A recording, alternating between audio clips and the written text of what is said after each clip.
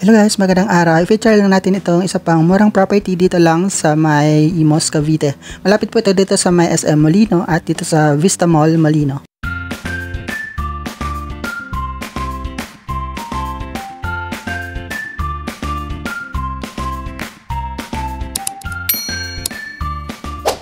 Ang susunod na property na ating pupuntahan ay located dito sa may Villa Verde Homes, dito lang sa may Pasong Buaya to Imus, Cavite. Nandito tayo ngayon sa may Idang Hari at ito ang All Homes or Vista Mall Molino at yan sa kabila naman ay SM Molino. Tatawid tayo doon sa may Legendary Tulay ng Bacoor at doon tayo papasok sa may Pasong Buaya Road. Itong location naman ng property or subdivision is along Pasong Buaya Road lang siya. So napakaganda nitong location kasi napakalapit sa Daang Hari at kung gusto niyo mag-shopping, malapit lang din dito ang mga malls gaya nga nitong SM at yung Vista Mall. Diba? Kung familiar naman kayo dito sa lugar, pwede na rin i-forward itong ating video direct na doon sa property. Pero mabilis lang naman to kasi shortcut ko lang siya at pinabilis ko lang din yung speed nitong video. At dito naman sa Daang Hari, as I mentioned lagi na hindi naman gaanong traffic dito kasi malapad yung kalsada at depende na lang kung rush hour. Maganda dito sa area pero itong location hindi ako sure kung magustuhan niya kasi parang ano siya parang luma na siya na subdivision. Yan, at yung bahay is medyo luma na din. Ito naman ay napakamura lang, nasa mga 500,000 lang itong pinaka minimum bid price ng property. Nasa inyo lang kung magkano ang bid nyo. At itong bahay naman is unoccupied naman din siya. Yun nga lang is medyo marami lang din kayong ipapaayos kapag nakuha nyo itong property. Makikita nyo siya mamaya. Sundan nyo lang ang ating biyahe kung gusto nyo ma-familiarize itong lugar. Kung di nyo pa napanood ang mga previous vlog natin dito sa area. Ayan. Ito naman marami na din ako napuntahan dito sa may malapit sa Pasong Buaya. Doon sa kabilang side naman yun. Ito as dito lang siya sa may Buhay na Tubig.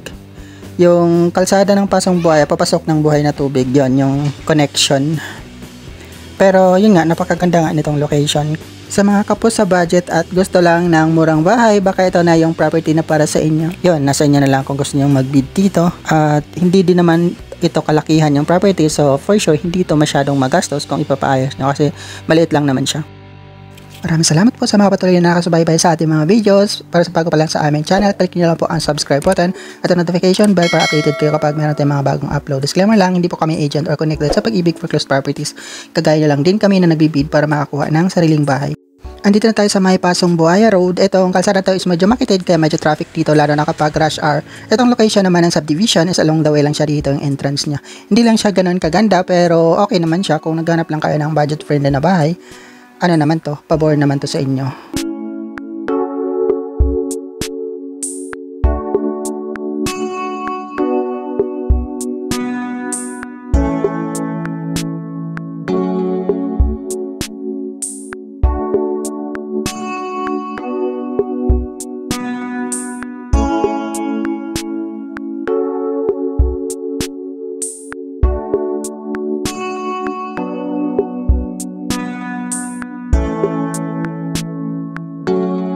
Ito na po yung pinaka-entrance gate niya. Ayan, meron siyang arco dito na may pangalan ng Villa Verde Homes. Tapos dito tayo papasok. Dito naman is medyo sakto lang. May mga nakapark na mga tricycle sa harapan. So kung nagko-commute kayo, walang problema dito sa sa sasakyan. Ayan. Yun nga lang is marami nakapark kasi parang low budget subdivision naman to. At yun nga, makikita niyo naman siya. Hindi din talaga siya ganoon kaaliwalas itong area. At may mga bahay dito na medyo luma na at itong property nga is medyo luma na nga siya at napabayaan na kaya nagiging foreclosed na siya. More on row house lang naman dito yung mga bahay kaya mura siya. Yan nga lang ang sakit sa ulo nitong mga naka street parking kasi ang kitid na ng kalsada kung meron kang sasakyan. Hindi talaga para sa itong space nito kasi napakakitid eh. Mas maigi talaga kung meron kayong sasakyan, kumuha kayo ng bahay na merong parking para hindi sasakit yung ulo nyo. Di ba? Pero ito, para sa mga low budget lang to, pang motor naman is okay naman dito. Pag may motor ka, ipapark mo lang sa gilid, okay na. Hindi naman problema ipapark yung motor kasi madali na siyang isingit. Yung mga sasakyan lang talaga kapag ganito kaliit yung mga space is medyo problema talaga siya. Yan, kung may sasakyan ka, daragdag ka pa dito, edi nasa yun na yan. Ang nagustuhan ko din talaga dito is napakalapit niya lang din talaga sa Daang Hari. Kaya okay na okay siya. At may mga malalapit na din dito ng mga bilihan, Alpha Mart. Hindi ko sure kung may Dali dito. Pero yun, ang mall naman is napakalapit lang din. Diba?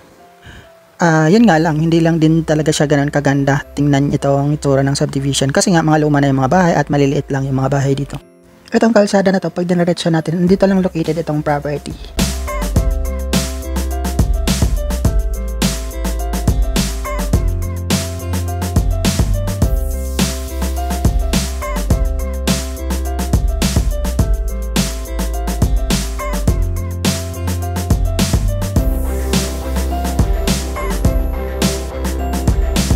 Sa likod dito ang nakapark na L300, ito na yung location ng bahay.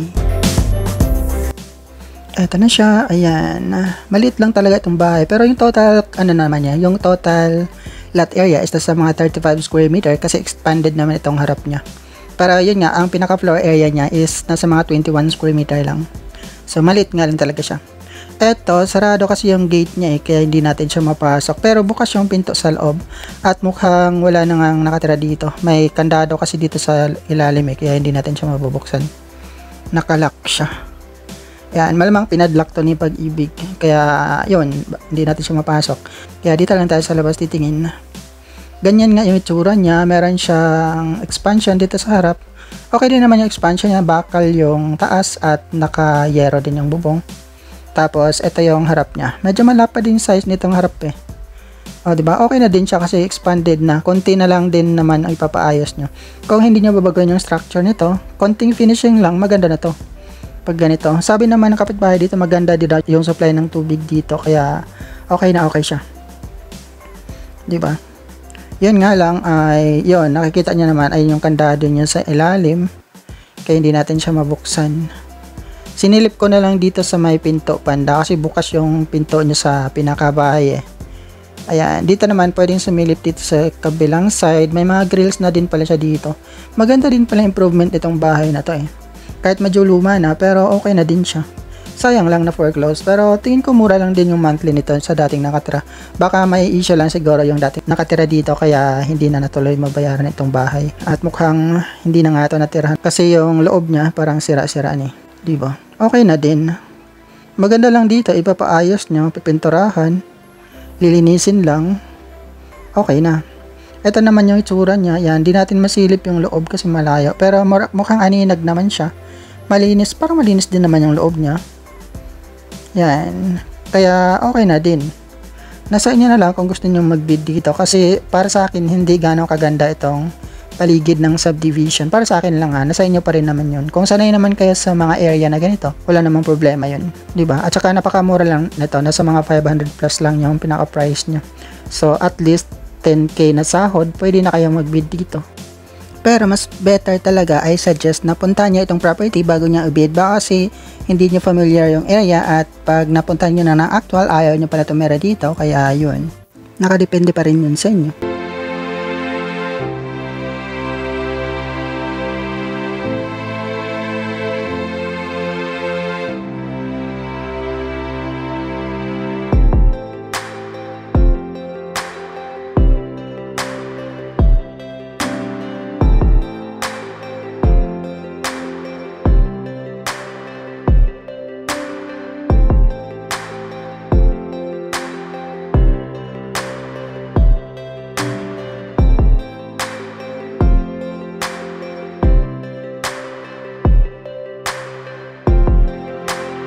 Itong property available sa first public auction under tranche number OPA 1510014.